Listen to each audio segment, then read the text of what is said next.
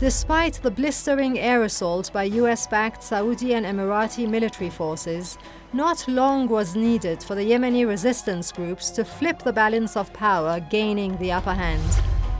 With the offensive now stalled and the Yemeni resistance forces still in control of the strategically important port of Hodeidah, Yemenis are now confident about the limits of Riyadh's approach. Saudi Arabian air raids alone seem incapable of making any progress in the conflict in favor of the Saudis.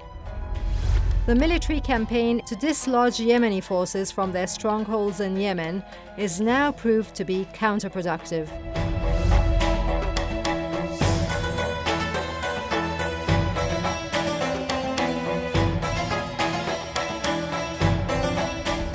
Senior Middle East analyst Catherine Zimmerman at the Washington-based American Enterprise Institute argues that Saudi and Emirati commanders assumed their blitzkrieg attacks would at least bring the Houthis toward a capitulation at the negotiating table.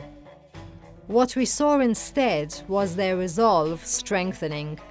All these come as the Yemeni strategy is shifting dramatically, posing a serious threat to the very existence of the Saudi regime. However weak, one of the declared objectives for Operation Decisive Storm and its successor, Operation Restoring Hope, was allegedly securing the Saudi-Yemeni border in Jizan and Najran. Allahu Akbar, al-Maut l'Amrika, al-Maut l'Israel. After almost 4 years, the Saudi regime, with little control over parts of Najran and Jizan provinces in the south, is waking up to a widespread general dissent in these areas. Traditionally, the Saudi regime has always been doubtful about loyalty of its own Ismaili and Zaydi populations, mostly residing in Najran, Jizan and Asir. There could be some elements of truth, as Najrani and Jizani citizens historically regard their homelands as part of the greater Yemen. أكبر الموت لأمريكا الموت لإسرائيل اللعنة على اليهود الموت.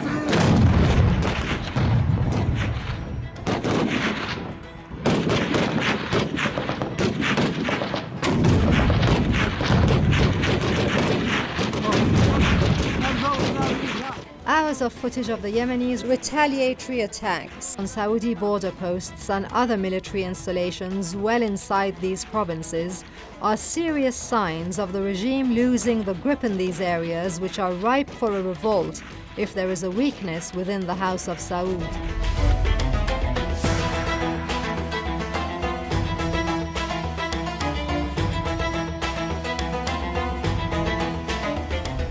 The war in Yemen is costing Riyadh about $5 billion a month, despite the steep odds against the operation's success. Almost everyone now agrees that the Saudis are unlikely to succeed militarily in Yemen, and a political process should start soon to save Saudi's face.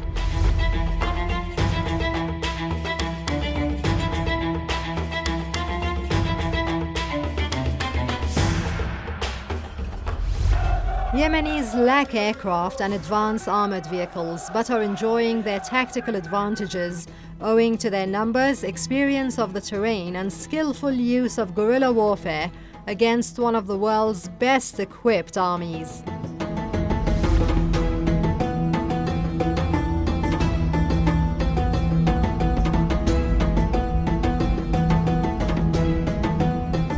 Yemenis are staying at home. Okay, Yemenis, as they are naturally fierce fighters. All Yemenis are carrying guns, so they have no choice. Otherwise, if they stay at home, they will stay with no salaries.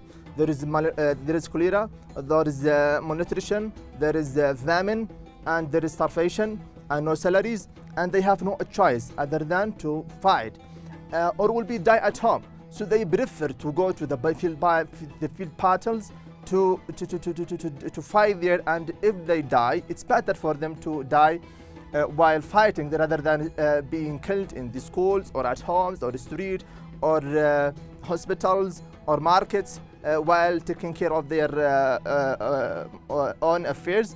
So it's better for them to die in the field battles.